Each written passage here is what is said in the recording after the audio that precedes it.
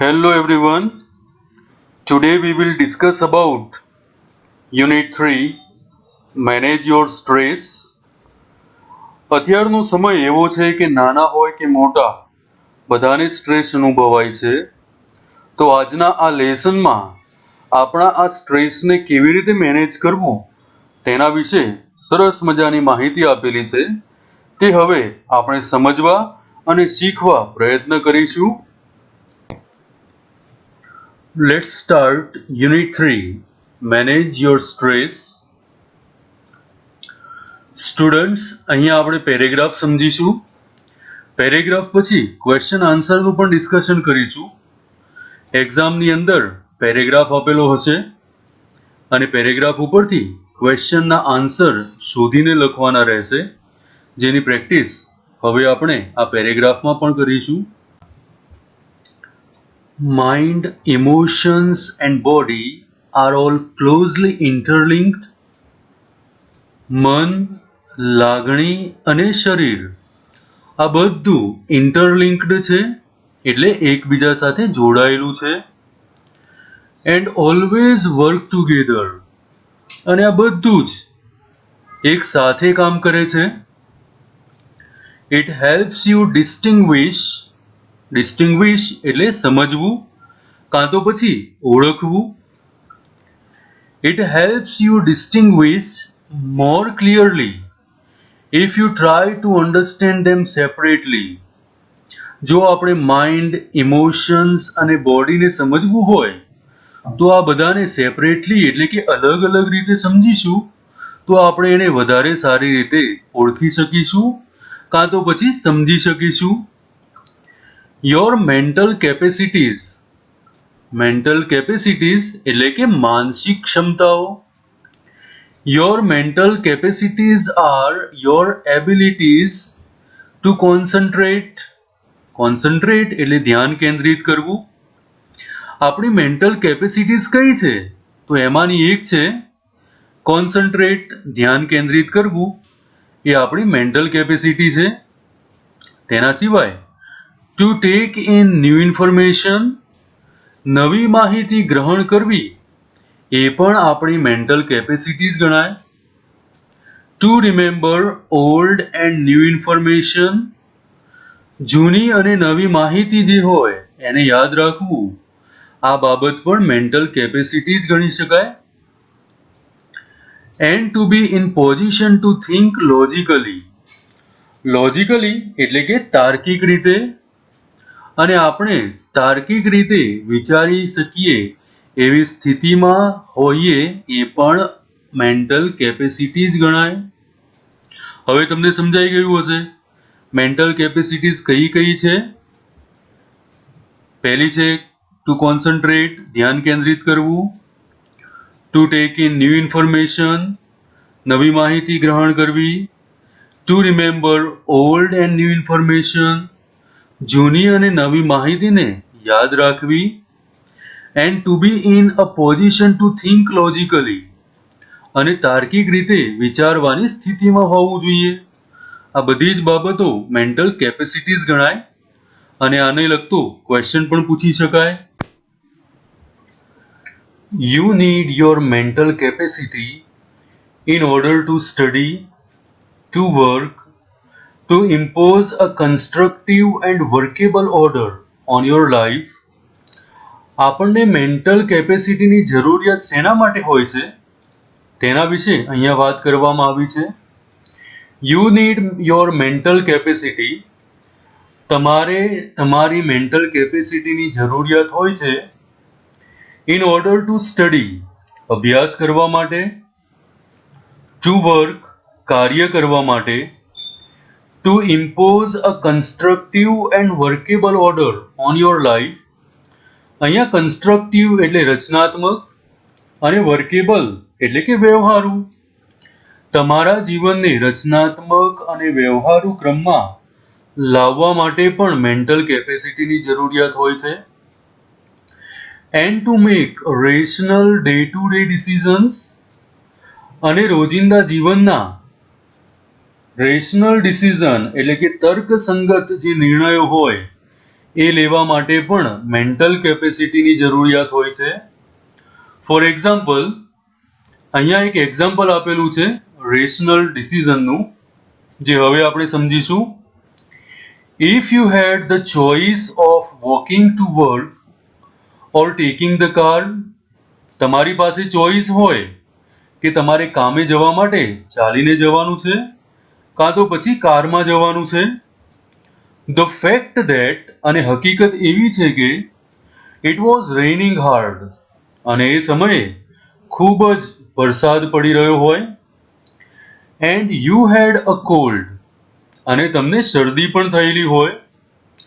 Food lead you to the decision that, હવે આ બધી પરિસ્થિતિના લીધે તમે એવો નિર્ણય લેશો કે it was better to take the car, કારમાં જવું વધારે સારું રહેશે. That would be a rational decision, આને આપણે રેશનલ ડિસિઝન કહીશું, તર્કસંગત નિર્ણય કહીશું. Based on the current circumstances, જે કરંટ સર્કમસ્ટન્સીસ એટલે કે વર્તમાન સંજોગોને આધારિત આ નિર્ણય હશે. કારણ કે આપણને શરદી થઈ હોય, એવામાં વરસાદ પડતો હોય, તો આપણે બેટર ઓપ્શન કયું છે કે કારમાં આપણે કામ ઉપર જઈએ.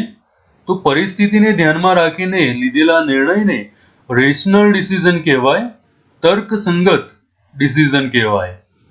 હવે આપણે આ ફકરામાંથી કેવા પ્રશ્નો પૂછી શકાય તેના વિશે ડિસ્કસ કરીશું.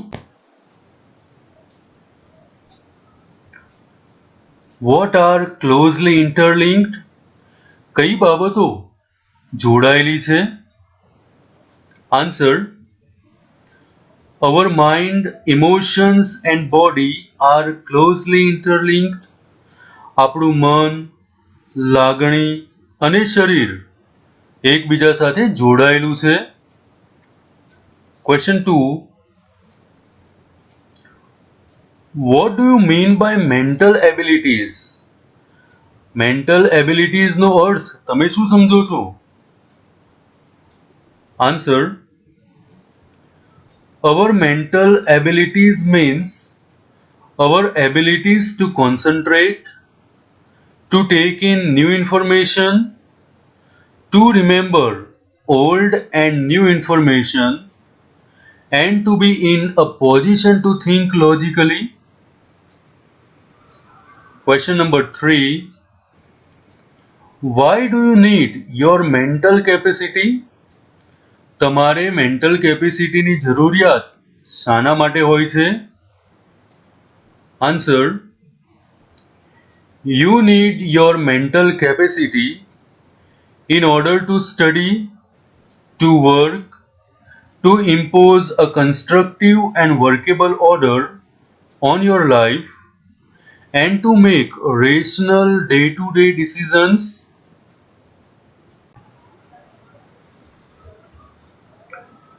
The mind is the rational, logical part of you.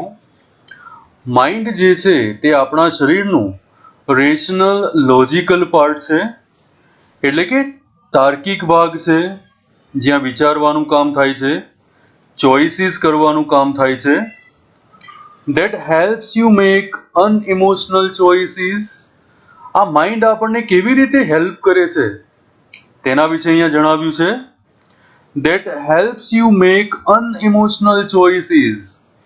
Mind આપણને અનઇમોશનલ ચોઇસીસ કરવામાં મદદરૂપ થાય છે, એટલે કે લાગણી વિહીન પસંદગી કરવામાં માઇન્ડ આપણને મદદરૂપ થાય છે. To store and retrieve information.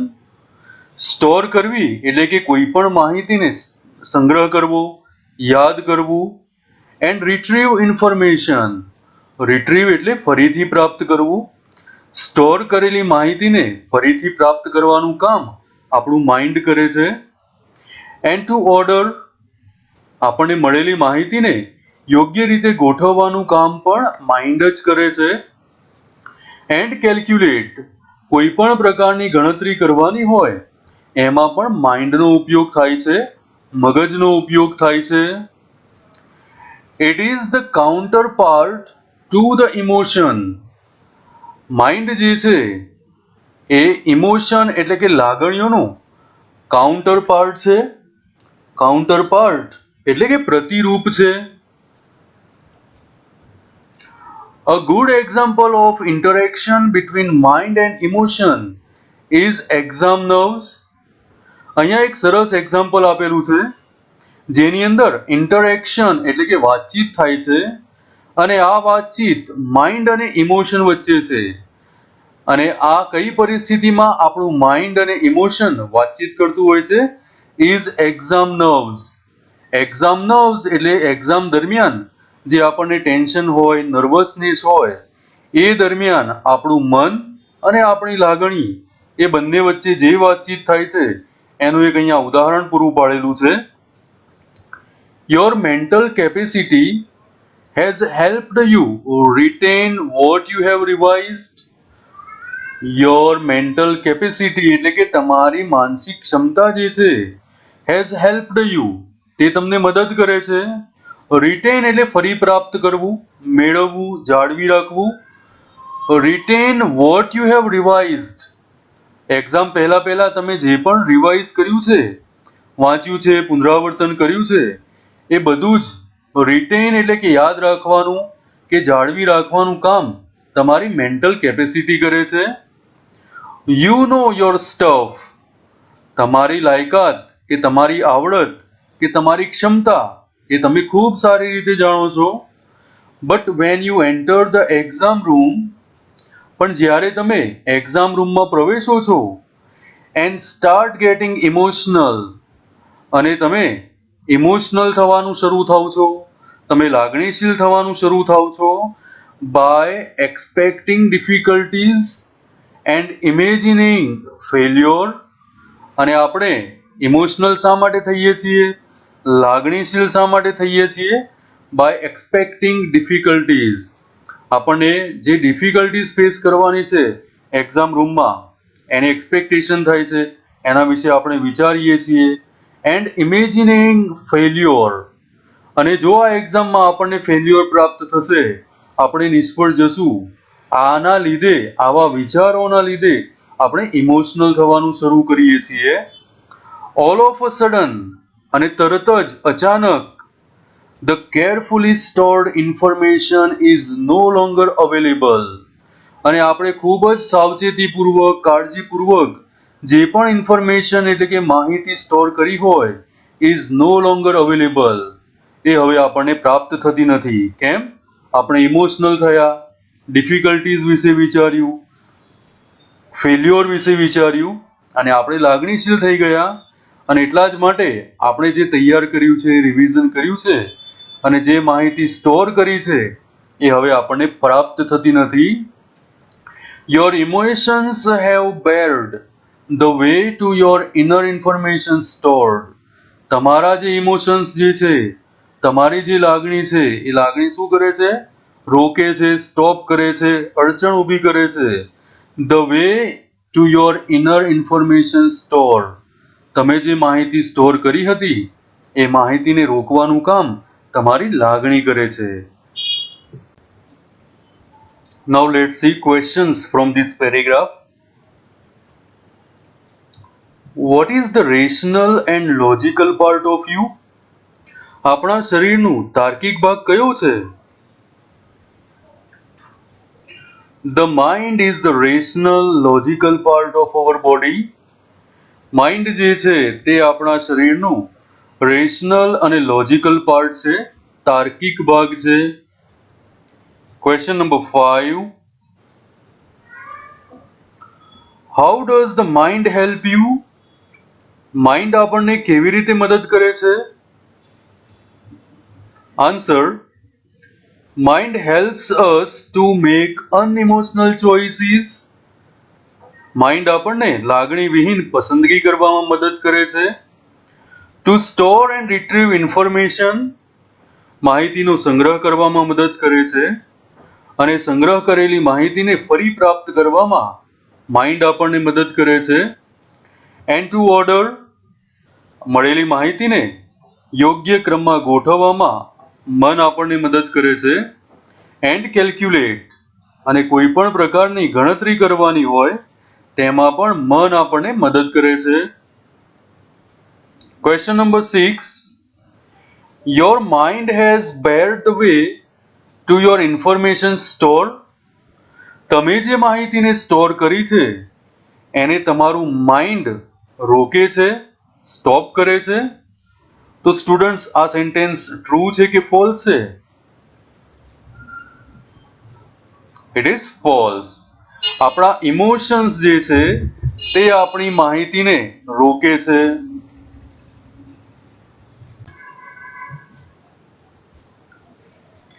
Do you find yourself reacting in any of the following ways?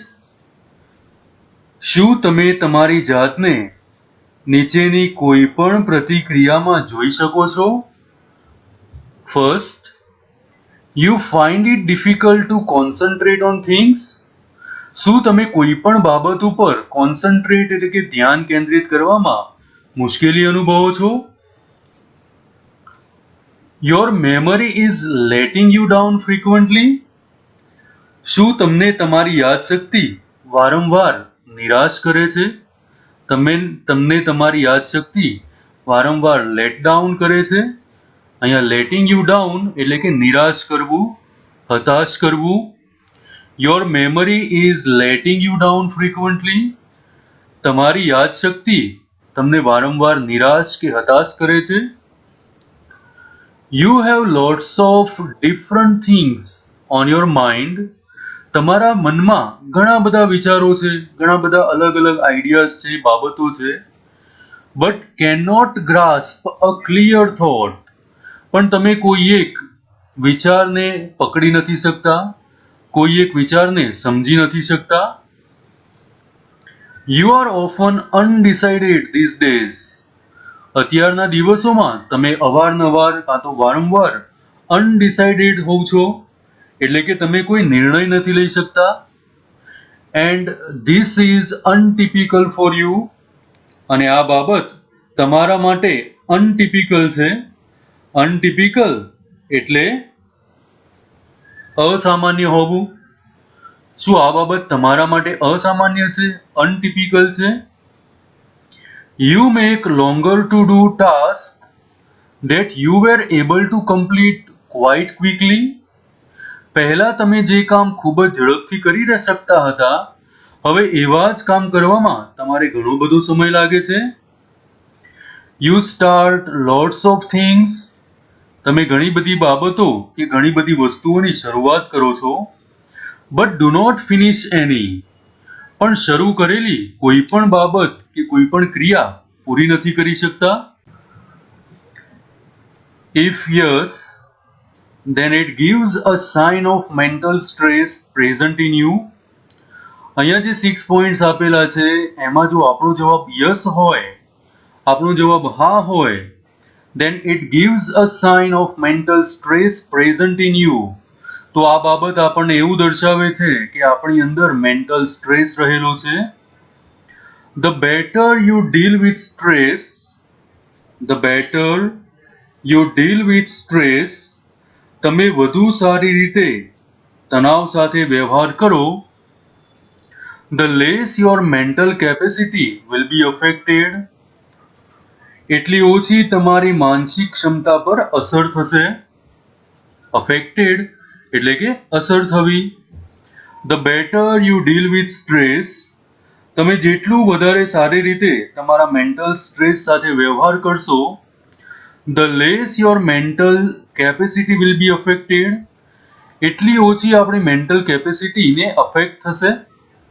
The following exercise will help you build better stress resilience. હવે આપણે કેટલીક એક્સરસાઇઝ જોવાની છે. એ એક્સરસાઇઝ આપણને મદદ કરશે build better stress resilience. Resilience એટલે recover થવું, ફરી સાજા થવું. આ એક્સરસાઇઝની મદદથી આપણને જે સ્ટ્રેસ થયો છે એ સ્ટ્રેસમાંથી આપણે કેવી રીતે બહાર આવીએ, એમાંથી કેવી રીતે રિકવર થઈએ એ એમાં દર્શાવ્યું છે. And rebalance yourself. અને આપણી જાતને આપણે ફરી એકવાર રીબેલેન્સ એટલે કે સમતોલ કેવી રીતે કરવી તે પણ દર્શાવ્યું છે. If your mental capacity has already started to suffer due to stress, સ્ટ્રેસના કારણે જો આપણી મેન્ટલ કેપેસિટીની અસર થવાનું શરૂ થઈ ગયું છે, તો હવે આપણે આ એક્સરસાઇઝ સમજવી પડશે, જાણવી પડશે કે જેનાથી આપણે રિકવર થઈ શકીએ અને આપણી જાતને ફરી એકવાર સમતોલ કરી શકીએ. Let's see questions from this paragraph. How many difficulties have been given? કેટલી મુશ્કેલીઓ દર્શાવવામાં આવી છે? Answer: 6 difficulties have been given.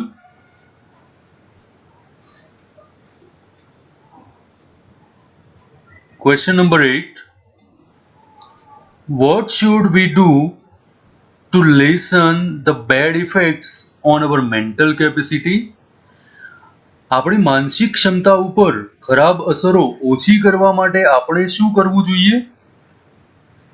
Answer: to lessen the bad effects on our mental capacities, we should deal with the stress in better way. આપણી માનસિક ક્ષમતા ઉપર ખરાબ અસર ઓછી થાય એના માટે we should deal with the stress in better way. આપણે સ્ટ્રેસને ખૂબ સારી રીતે વ્યવહાર કરવો જોઈએ.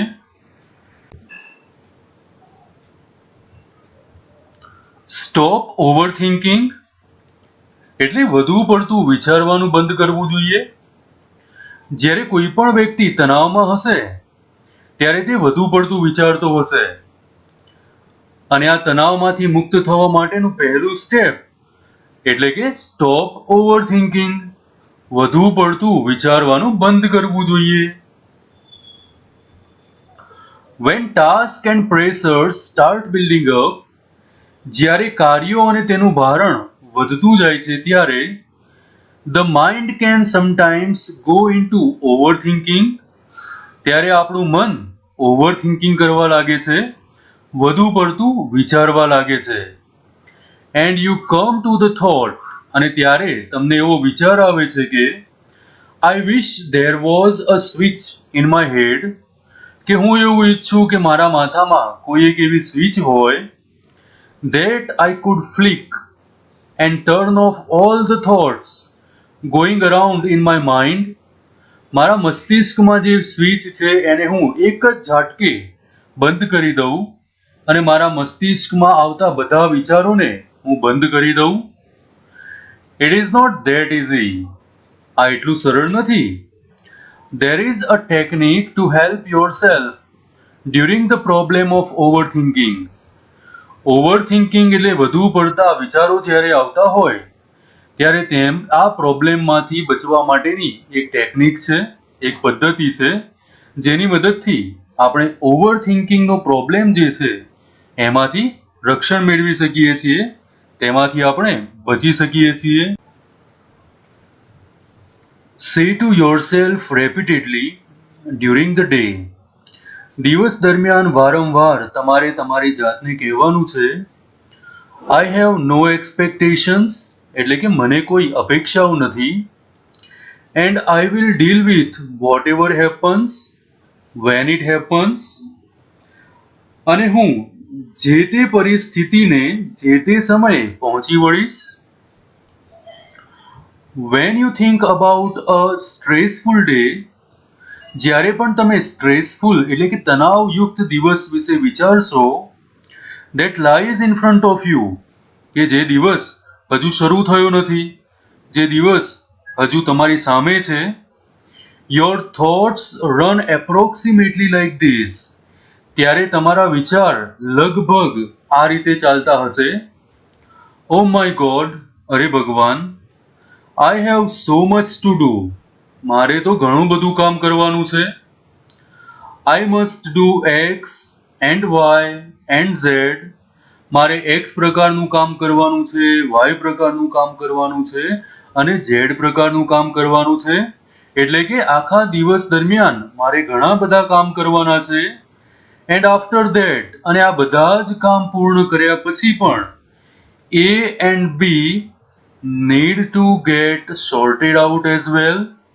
મતલબ X, Y, Z આવા બધા કામ પૂર્ણ કર્યા પછી પણ મારે એ અને બી પ્રકારનું જે કામ છે એ પણ પૂર્ણ કરવાનું છે. I do not know how I am going to do it all. મને સમજાતું નથી કે આ બધું કામ હું કેવી રીતે કરીશ. I won't even have time to eat. અને મને જમવા માટેનો પણ સમય નહીં રહે. આવું બધું આપણે ક્યારે વિચારશું? હજુ તો દિવસ શરૂ થયો નથી એ પહેલા જ આપણા વિચારો, આપણું ઓવર થિંકિંગ આવા પ્રકારનું હશે જેને આપણે બંધ કરવાનું છે. Let's see questions. When can mind go into overthinking? આપણું માઇન્ડ ક્યારે ઓવરથિંકિંગ કરે છે? When tasks and pressures start building up, જ્યારે કામનું પ્રેશર, કામનું તણાવ જ્યારે વધતું જાય છે, the mind can sometime go into overthinking. ત્યારે આપણું માઇન્ડ ઓવરથિંકિંગ કરે છે, વધારે પડતું વિચારે છે. Question number 10. What is the technique to stop overthinking? ઓવરથિંકિંગને બંધ કરવા માટેની ટેકનિક કઈ છે? Answer. Only 2 sentences have the power to stop overthinking. ઓવરથિંકિંગને સ્ટોપ કરવાનો પાવર ફક્ત 2 સેન્ટેન્સીસમાં છે. They are, અને આ 2 સેન્ટેન્સ કયા છે? I have no expectations, મને કોઈ અપેક્ષાઓ નથી, and I will deal with whatever happens when it happens, અને જ્યારે જે થશે તેને હું પહોંચી વળીશ. આવું વિચારવાથી આપણું ઓવરથિંકિંગ સ્ટોપ થઈ શકે છે.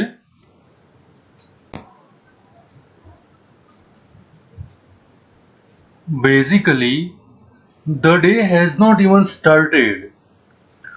મૂળભૂત રીતે જોવા જઈએ તો હજુ દિવસની શરૂઆત જ થઈ નથી. But you are already in a tease. પણ દિવસની શરૂઆત થતાં પહેલા તમે ડરમાં છો, મૂંઝવણમાં છો. What is happening is that, હકીકતમાં એવું બને છે કે your mind is racing ahead of you. તમારા પહેલા તમારું મન જે છે એ આગળ ને આગળ દોડતું રહે છે. આગળની પરિસ્થિતિને એ વહેલા અનુભવી રહ્યું છે. એન્ડ એન્ટિસિપેટિંગ, એન્ટિસિપેટિંગ એટલે ધારણા કરવી. And anticipating how tired and stressed you will feel once you have completed all the task ahead. તમારું મન એવી ધારણા કરી રહ્યું હોય છે કે જ્યારે પણ તમે આખા દિવસ દરમિયાનના બધા જ કામ પૂર્ણ કરશો અને જ્યારે પણ આ કાર્ય પૂર્ણ થશે ત્યારે તમે કેટલા થાકી ગયા હશો અને કેટલો સ્ટ્રેસ અનુભવતા હશો. હકીકતમાં હજુ તમે કોઈ પણ કામ પૂર્ણ કર્યું નથી, પણ તમારું મન જે છે એ અગાઉથી ધારણા કરે છે અને ધારણા કરીને એવું વિચારે છે કે દિવસ દરમિયાન આખું બધા જ કામ પૂર્ણ કર્યા પછી વ્યક્તિ કેટલો થાકી ગયો હશે અને એને કેટલો સ્ટ્રેસ અનુભવ્યો હશે. These frantic thoughts, frantic એટલે ચિંતાગ્રસ્ત, these frantic thoughts start weakening your energy. આવા ચિંતાગ્રસ્ત વિચારો તમારી જે ઉર્જા છે, શક્તિ છે એને વીક બનાવે છે, નબળી બનાવે છે, તમારી ઉર્જાને ઓછી કરે છે. And as a result you are entering into a busy day with only half of your normal energy. સામાન્ય દિવસોમાં તમારી જે નોર્મલ એનર્જી હોય છે એના કરતાં પણ અડધી એનર્જીની સાથે હવે તમે આ દિવસની અંદર એન્ટર થાવ છો. એટલે કે તમારા દિવસની શરૂઆત આ રીતે થાય છે. Then when you end up shattered at the end of day, અને જ્યારે દિવસ પૂર્ણ થાય ત્યારે તમે ખૂબ જ થાકી જાઓ છો. You seem to have proved that you were right all along. અને તમે એ બાબતને જાણે કે સાબિત કરતા હોવ કે તમારી ધારણાઓ હકીકતમાં સાચી જ હતી. You had a dreadful day. તમારો દિવસ ત્રાસદાયક રહે છે. And you feel physically drained. અને તમે શારીરિક રીતે ખૂબ જ થાકી જાઓ છો? Now let's see questions. Why do we feel tired in the beginning of the day? દિવસની શરૂઆતમાં શા માટે આપણે થાક અનુભવી રહ્યા હોઈએ છીએ? We feel tired in the beginning of the day because our mind is racing ahead of us. દિવસની શરૂઆતમાં આપણે થાક અનુભવીએ છીએ કારણ કે આપણું મન જે છે એ આપણા પહેલા અગાઉથી બધી ધારણાઓ કરતું હોય છે. Question number 12. What is the effect of frantic thoughts? ચિંતાગ્રસ્ત વિચારોની શું અસર થાય છે? Frantic thoughts weaken our normal energy.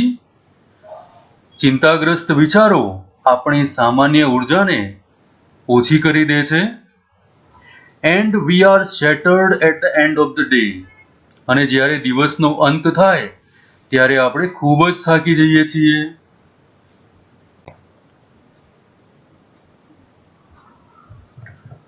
In order to have the maximum energy available at the start of a busy day, આપણા બિઝી ડેના શરૂઆતના સમયમાં જ આપણામાં મેક્સિમમ એનર્જી રહે એના માટે આપણે આટલું કામ કરવાનું છે. Use I have no expectations.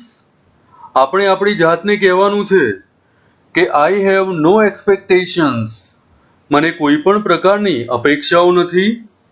And I will deal with whatever happens when it happens. અને જ્યારે જે સમયે જેવી પરિસ્થિતિ હશે તે પરિસ્થિતિને હું પહોંચી વળીશ.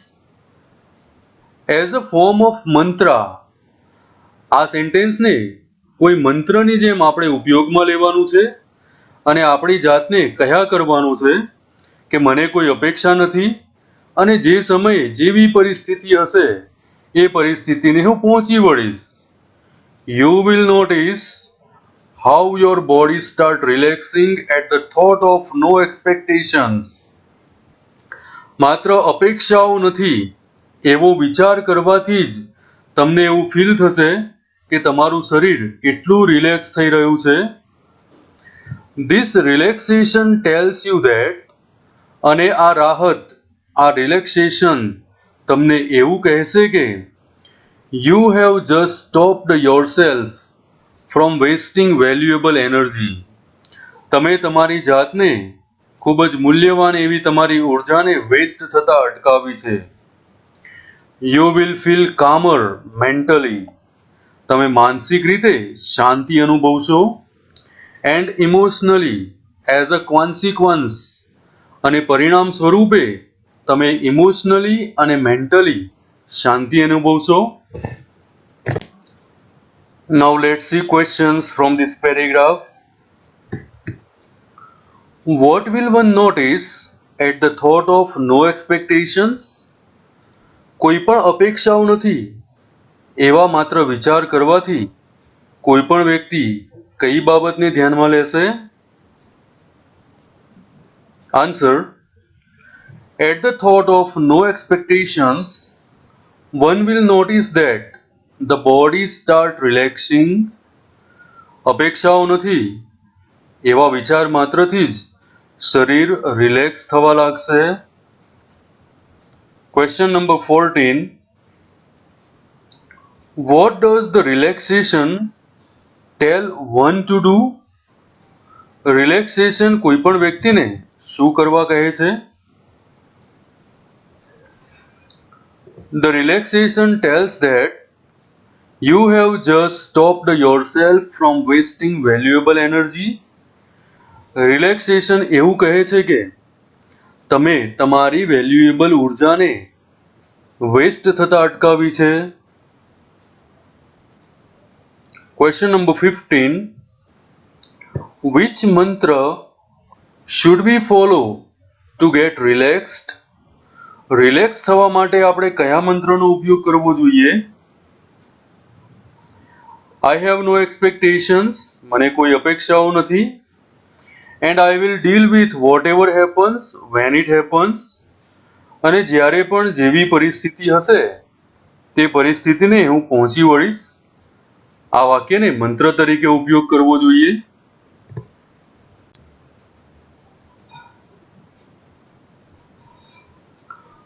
સ્ટ્રેસમાંથી મુક્તિ મેળવવા માટેનું બીજું એક સ્ટેપ છે, બીજી એક એક્સરસાઇઝ છે, જેનું નામ છે સેલ્ફ હિપ્નોસિસ. સેલ્ફ હિપ્નોસિસ એટલે સ્વસંમોહન. તમે મેજિક શો જોયો હોય તો એમાં જોયું હશે, જાદુગર કોઈ પણ વ્યક્તિને સંમોહિત કરીને પોતાને ઈચ્છિત હોય તેવું કામ કરાવે છે. અહીંયા આપણે સેલ્ફ હિપ્નોસિસ કરવાનું છે, આપણી જાતનું જ સ્વસંમોહન કરવાનું છે. You can use this self-hypnosis state to relieve mental stress. માનસિક સ્ટ્રેસ એટલે કે તણાવને દૂર કરવા માટે તમે સેલ્ફ હિપ્નોસિસનો ઉપયોગ કરી શકો છો. Try the following exercise. આના માટે નીચે દર્શાવી છે તે પ્રમાણેની એક્સરસાઇઝ કરવાની રહેશે. It becomes easier with your eyes closed. આ એક્સરસાઇઝ માટે તમે તમારી આંખો બંધ કરશો તો તે વધારે સરળ રહેશે. હવે સેલ્ફ હિપ્નોસિસ એક્સરસાઇઝ જે છે એના સ્ટેપ્સ આ રીતે છે. Settle back in a chair. તમારે કોઈ ચેરની અંદર બેસવાનું છે. And close your eyes. અને તમારે તમારી આંખોને બંધ કરવાની છે. Start counting backwards from 99 to 70. ચેરમાં બેસવાનું છે, આંખો બંધ કરવાની છે, ત્યારબાદ કાઉન્ટિંગ એટલે ગણતરી કરવાની છે. અને કેવી ગણતરી કરશું? બેકવર્ડ, પાછળથી આગળની તરફ. 99 to 70, 99 થી 70 ની તરફ ગણતરી કરવાની છે. Count slowly to fit in with your breathing.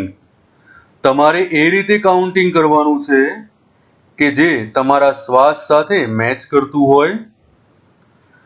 Now count down from 69 to 30. 99 to 70 સુધીનું કાઉન્ટિંગ પૂરું થાય તમારા બ્રીથિંગ સાથે. ત્યારબાદ શું કરશું? નાઉ કાઉન્ટ ડાઉન ફ્રોમ 69 to 30. ત્યારબાદ 69 to 30 સુધીનું કાઉન્ટિંગ કરશું. While imagining walking down the steps of beautiful staircase. હવે જ્યારે તમે 69 to 30 સુધીનું કાઉન્ટિંગ કરશો ત્યારે તમારે કલ્પના કરવાની છે. ઇમેજિનિંગ વોકિંગ ડાઉન ધ સ્ટેપ્સ.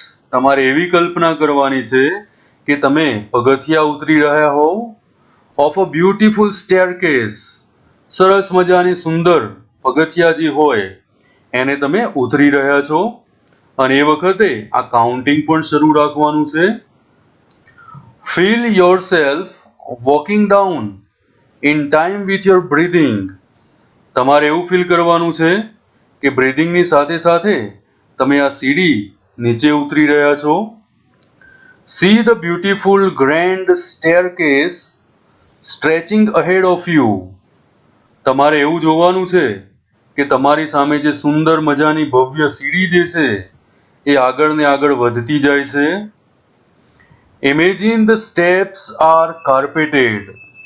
તમારે એવી કલ્પના કરવાની છે કે જે પગથિયા તમે ઉતરી રહ્યા છો તે સુંદર મજાના કાર્પેટેડ છે, સુંદર મજાની જાજમ ત્યાં પાથરેલી છે. So that your progress is as effortless as possible. કે જેથી તમે કોઈ બહુ જ આરામથી સરળતાથી આગળ વધી શકો. Count down from 29 to 0. હવે તમારે 29 to 0 તરફ કાઉન્ટિંગ કરવાનું છે. વાઇલ ઇમેજિનિંગ. અને તમારે એવી કલ્પના કરવાની છે ડ્રિફ્ટિંગ further down in luxurious lift. ભવ્ય એવી લિફ્ટમાં હવે તમે આગળ વધી રહ્યા છો.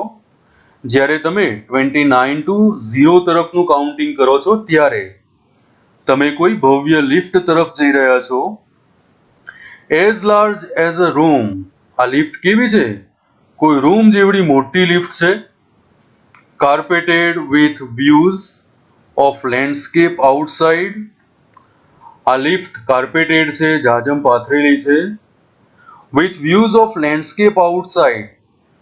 અને આ લિફ્ટમાંથી જ્યારે બહાર જુઓ ત્યારે સરસ મજાના લેન્ડસ્કેપ એટલે કુદરતી દ્રશ્યો જોવા મળે એ રીતનો વ્યૂ છે. Watch the decreasing number along with your breathing. જ્યારે તમે 29 to 0 તરફનું કાઉન્ટિંગ કરતા હોવ એ પણ તમારા બ્રીધિંગ સાથે જ કરવાનું છે. અને તમારા જે નંબર છે કાઉન્ટિંગના એ ધીમે ધીમે ડિક્રીઝિંગ એટલે કે ઘટી રહ્યા છે, ઓછા થઈ રહ્યા છે, એ તરફ પણ ધ્યાન રાખવાનું છે. એઝ યુ અરાઇવ એટ 0, હવે કાઉન્ટિંગ કરતા તમે 0 તરફ આવશો તો કલ્પના કરવાની છે ધ લિફ્ટ ડોર્સ ઓપન. લિફ્ટના દરવાજા ઓપન થાય છે. And you enter a room. અને ત્યારબાદ તમે એક રૂમમાં પ્રવેશો છો. That is furnished just as you would like it. તમને જેવું ગમતું હોય એવું સરસ મજાનું ફર્નિશ્ડ આ રૂમ છે. It was all your favourite thing. અને આ રૂમની અંદર તમારી બધી જ ફેવરેટ, તમારી બધી જ ગમતી વસ્તુઓ છે. And it is totally private. અને આ રૂમ સંપૂર્ણ રીતે પ્રાઇવેટ છે, અંગત છે. મતલબ કે તમારા સિવાય ત્યાં બીજું કોઈ જ નથી. Find a comfortable chair in your room. આ રૂમમાં તમે એક સરસ મજાની આરામદાયક ચેર જુઓ છો. And settle back in it. અને આ ચેરમાં તમે બેસો છો, ખૂબ જ આરામપૂર્વક બેસો છો. Remain there in your imagination until you feel rested and refreshed. જ્યાં સુધી તમે એકદમ આરામના અનુભવો, એકદમ તાજગીના અનુભવો, ત્યાં સુધી તમારે એ જ કલ્પનામાં રહેવાનું છે. Then open your eyes again. અને જ્યારે તમે રિલેક્સ અને તાજગીભર્યું અનુભવો ત્યારે તમારે તમારી આંખોને ખોલવાની છે. Question: What should one do to relieve mental stress? Mental stress ઓછો કરવા માટે કોઈ પણ વ્યક્તિએ શું કરવું જોઈએ? To relieve mental stress, one should use the self-hypnosis state. કોઈ પણ વ્યક્તિએ મેન્ટલ સ્ટ્રેસ ઘટાડવા માટે કે એમાંથી મુક્તિ મેળવવા માટે કાં તો પછી રાહત મેળવવા માટે સેલ્ફ હિપ્નોસિસનો ઉપયોગ કરવો જોઈએ. મેન્ટલ સ્ટ્રેસ ઓછો કરવા માટેની એક બીજી એક્સરસાઇઝ છે જેનું નામ છે ધ સ્ક્રીન એક્સરસાઇઝ એટલે કે સ્ક્રીન વ્યાયામ. આ બાબતને આ પેરેગ્રાફ પરથી સમજી શકાશે. When emotions have taken you over, જ્યારે લાગણીઓ તમને ઘેરી લે છે, it become nearly impossible to think clearly. ત્યારે સ્પષ્ટ રીતે વિચારવું લગભગ અશક્ય બની જાય છે. Then it becomes very easy to make unwise decision. ત્યારે આપણે કોઈ પણ અનવાઇઝ ડિસિઝન એટલે કે ખોટા નિર્ણયો લઈ શકીએ છીએ. Or to agree to something which is not to your advantage. કાં તો પછી આપણે એવી બાબતો સાથે સહમત થઈએ છીએ કે જે આપણા લાભની ન હોય. The screen exercise show you how to step back. આ સ્ક્રીન એક્સરસાઇઝ જે છે તે આપણને એવું બતાવશે, એવું શીખવશે કે કોઈ પણ તણાવયુક્ત પરિસ્થિતિમાંથી કેવી રીતે પાછા ફરવું, કેવી રીતે એનાથી દૂર થવું. And emotionally detach yourself from your current situation. અને તમારી વર્તમાન પરિસ્થિતિથી લાગણીશીલ રીતે આ પરિસ્થિતિથી કેવી રીતે અલગ થવું એ પણ આપણને આ screen exercise શીખવશે.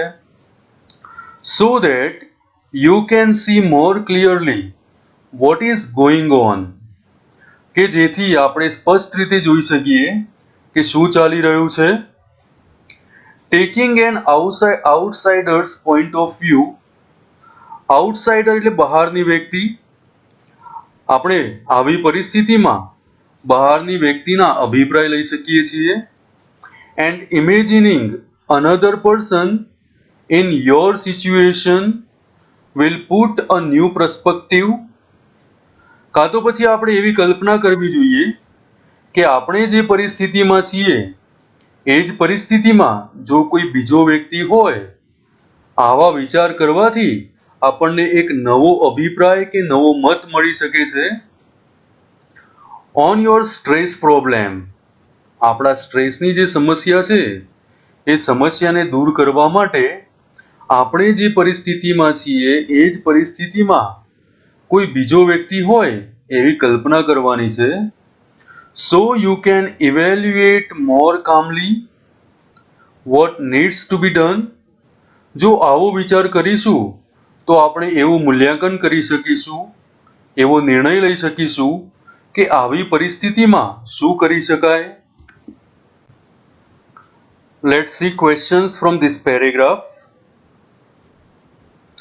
What is the problem when emotions have taken over? જ્યારે લાગણીઓ ઘેરી વળે છે ત્યારે કઈ સમસ્યા થાય છે? Answer. When emotions have taken over, જ્યારે લાગણીઓ ઘેરી વળે છે ત્યારે one is unable to think clearly and take right decision. ત્યારે કોઈ પણ વ્યક્તિ સ્પષ્ટ રીતે વિચારી શકતો નથી અને સાચા નિર્ણય લઈ શકતો નથી. Question number 18. What shows the way how to step back and detach oneself from problem emotionally? લાગણીશીલ જે સમસ્યાઓ છે એનાથી કેવી રીતે અલગ થવું અને ત્યાંથી કઈ રીતે પાછા આવવું તે કઈ બાબત દર્શાવે છે? Screen exercise shows the way how to step back oneself from problem emotionally. લાગણીશીલ સમસ્યાઓથી કેવી રીતે પાછા ફરવું તે બાબત સ્ક્રીન એક્સરસાઇઝ દર્શાવે છે.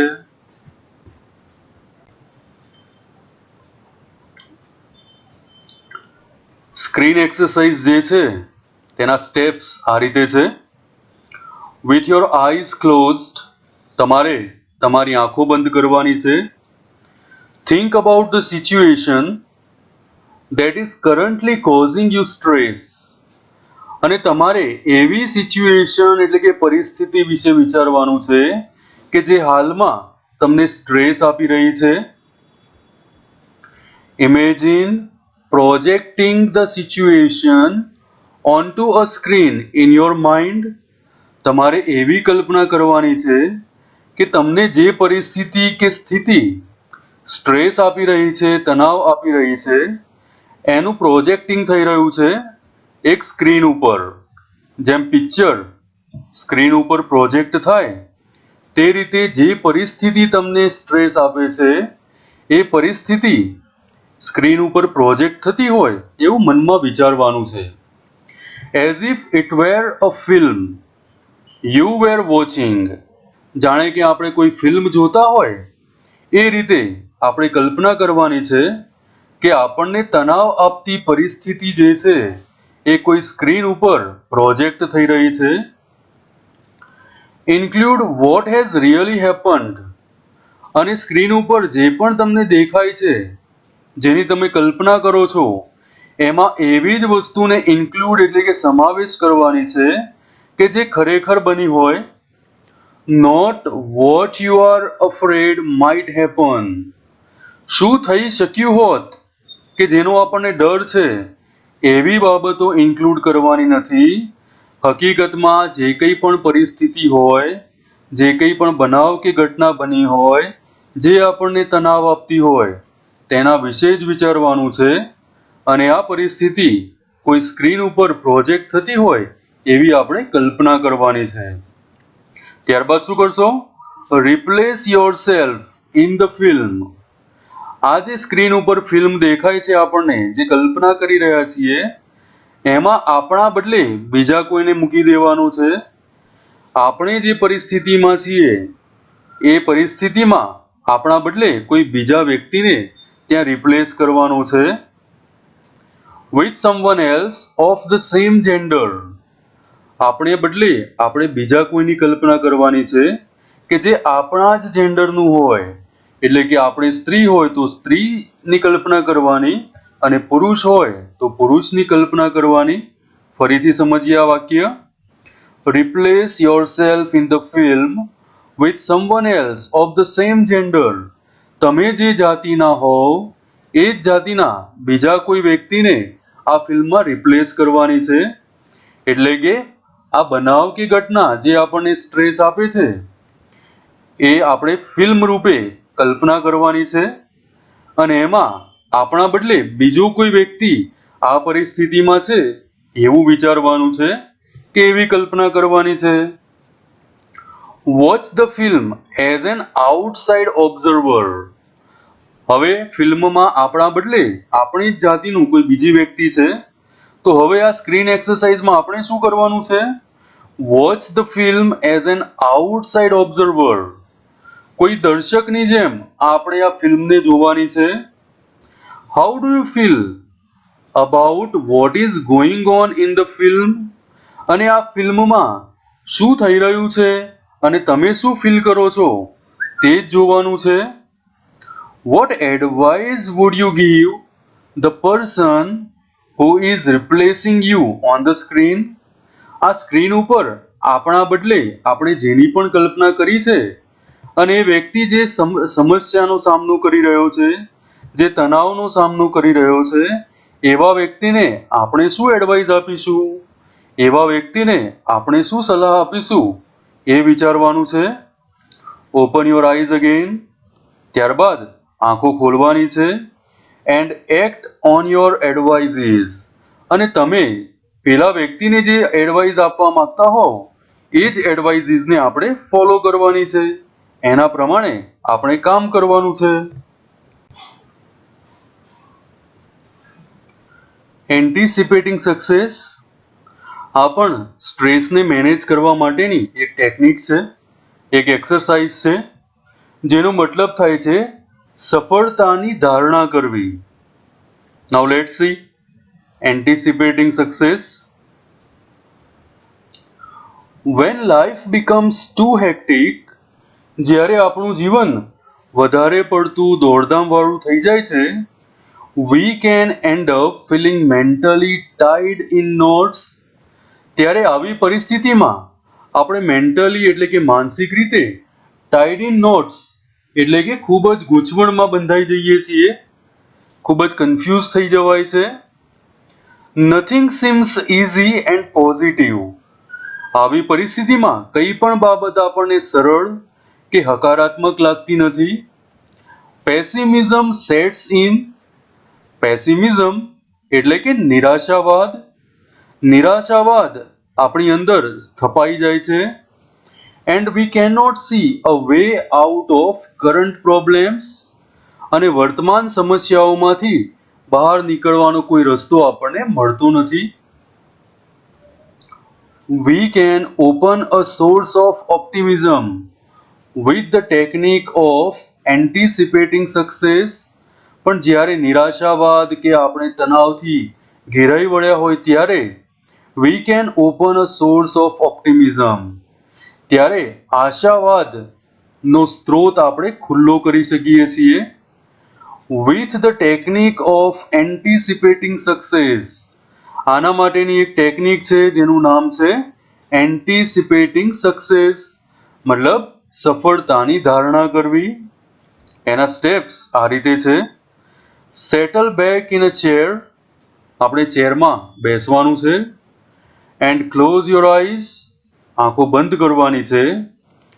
Experience with all your senses. તમારી બધી જ ઇન્દ્રિયોથી તમારે અનુભવ કરવાનો છે.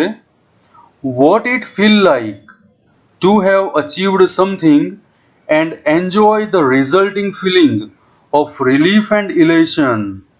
જ્યારે તમારે જે કંઈ પણ પ્રાપ્ત કરવાનું હોય એ તમે પ્રાપ્ત કરી લો અને એ વખતે તમે જે એન્જોય કરતા હોવ, જે આનંદ માણતા હોવ અને એના પરિણામ સ્વરૂપ તમને જે ફિલિંગ હોય એના વિશે તમારે વિચારવાનું છે. હેંગ ઓન ધ પોઝિટિવ ફિલિંગ્સ. આ પોઝિટિવ ફિલિંગ્સ જે છે તમારી અંદર એને તમારે વળગી રહેવાનું છે. And bring them back with you into the here and નાઉ. અને આ પોઝિટિવ ફિલિંગને તમારે વર્તમાન સમયમાં પાછી લાવવાની છે. Open your eyes again. અને ત્યારબાદ તમારે તમારી આંખો ખોલવાની છે અને એ વખતે પોઝિટિવ ફિલિંગ્સ તમારી અંદર જળવાઈ રહે એનું ધ્યાન રાખવાનું છે. Now let's see questions. When do we get tired and tied in knots? ક્યારે આપણે ખૂબ જ થાકી જઈએ છીએ અને ખૂબ જ ગૂંચવણમાં મુકાઈ જઈએ છીએ? We get tired and tied in knots when life becomes too hectic. જ્યારે આપણું જીવન ખૂબ જ દોડધામવાળું થાય છે ત્યારે આપણે ખૂબ જ થાકી જઈએ છીએ અને મૂંઝવણમાં બંધાઈ જઈએ છીએ. What happens when life becomes hectic? જ્યારે આપણું જીવન દોડધામવાળું થાય છે ત્યારે શું બને છે? When life becomes hectic, જ્યારે આપણું જીવન દોડધામવાળું બને છે, there is confusion and pessimism all around. ત્યારે ખૂબ જ ગૂંચવણ કે મૂંઝવણ હોય છે અને બધી જ બાજુ નિરાશા હોય છે.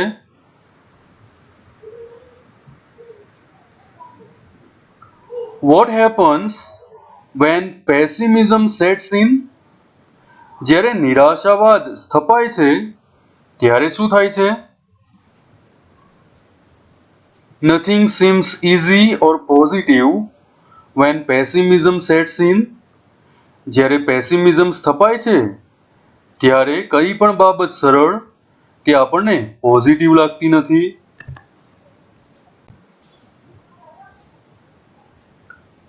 અહીંયા દર્શાવેલા આ બે પોઈન્ટ્સ એન્ટિસિપેટિંગ સક્સેસના જ છે.